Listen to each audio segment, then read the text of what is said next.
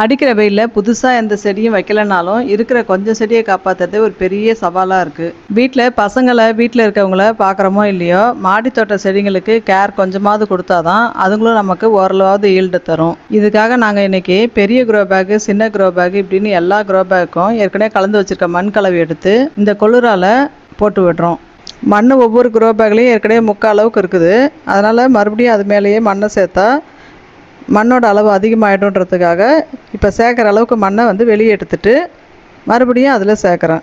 இப்போ எடுக்கிற மண்ணில் இருக்க சத்து எல்லாத்தையும் தண்ணி ஊற்றும் போதும் அப்புறம் செடியோட வேர் வழியவும் ஏற்கனவே செடி எடுத்துகிட்டு இருக்கோம். அதனால் புது மண்ணை போட்டால் நல்லா வளரும் அப்படின்றதுக்காக எடுக்கிறேன்.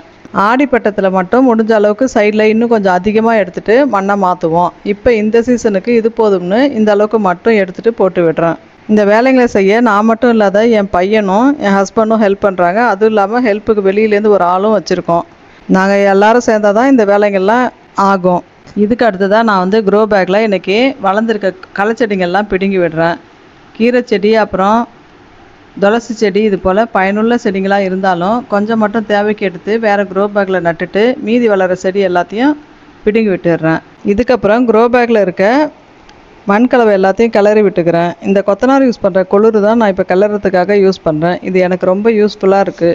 இது மாடி தோட்டம் அப்புறம் வீட்டு தோட்டத்தில் மண்ணை கிளறவும் மண்ணை அள்ளி போடவும் உதவியாக இருக்குது.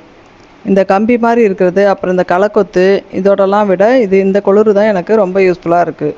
வீட்டில் இருக்கவங்களோட சப்போர்ட் இல்லைன்னா இந்த மாதிரி வேலைங்கள்லாம் தனி ஒருத்தராக என்னால் செய்ய முடியாது. டெய்லி செடிங்களுக்கு தண்ணி ஊற்றுறது, அப்புறம் தண்ணியை ஸ்ப்ரே பண்ணி விடுறது, பூச்சி விரட்டியை ஸ்ப்ரே பண்ணுறது, அப்புறம் கிழங்குலாம் கருணைக்கிழங்கு இது மாதிரி சேப்பக்கிழங்கு, பிடிக்கரணை இதெல்லாம் முளை விட்டுருக்கப்ப அவசரத்துக்கு வீட்டு தோட்டத்தில் போய் நடுறது இதெல்லாம் என்னோடய ஹஸ்பண்ட் தான் பார்த்துப்பாங்க. க்ரோ பேக்கை கொஞ்சம் இடம் மாற்றி வைக்கிறதுக்கெலாம் என் பையன் கொஞ்சம் ஹெல்ப் பண்ணுவான். மண் கலக்கிறப்ப அப்புறம் மாடி பெருக்கிறதுக்கு மண் மாற்றுறதுக்கு இதுக்கெலாம் வெளியிலேருந்து கொஞ்சம் ஹெல்ப்புக்கு ஒரு ஆளை கூப்பிட்டுக்குவேன். செடிங்களில் பழுத்து காஞ்சி போயிருக்க இலைங்களை கையாலேயே கொஞ்சம் கிள்ளி போட்டுக்கிறேன். அப்புறம் தேவையில்லாத கிழங்க எல்லாத்தையும் வெட்டி போட்டுக்கிறேன். இந்த வெட்டுறதுக்கு இந்த மாதிரி கட்டர் யூஸ் பண்ணிக்கிறேன். இது மாதிரி தேவையில்லாத பார்ட்ஸை எடுக்கும்போது செடியோட வளர்ச்சி அதிகமாக இருக்கும். செடியில் எந்த பார்ட்டுக்கு சத்து தேவையோ அந்த பார்ட்டுக்கு சத்து எல்லாம் போய் சேரும். இந்த மாதிரி மாடித்தோட்ட வீட்டு தோட்ட வேலைங்கள்லாம் செய்யும்போது பக்கத்தில் இருக்க மரங்களில் உட்காந்துருக்க பறவைகளோட சத்தம் கேட்க இனிமையாக இருக்கும். எல்லாம் கீச்சு கீச்சுன்னு ஒரேடியாக கத்தும்போது ரொம்ப சந்தோஷமாக இருக்கும். எவ்வளோ விலை கொடுத்தாலும் இந்த சத்தம்லாம் எல்லாருக்கும் கிடைக்காது. விடிகாலையில் பறவைங்கள்லாம் வெளியே போய் உணவு தேடிட்டு இலைப்பாடுறதுக்கு மரங்களில் உட்காந்து ஒலி எழுப்பிட்டு இருக்கணும்னு நினைக்கிறேன்.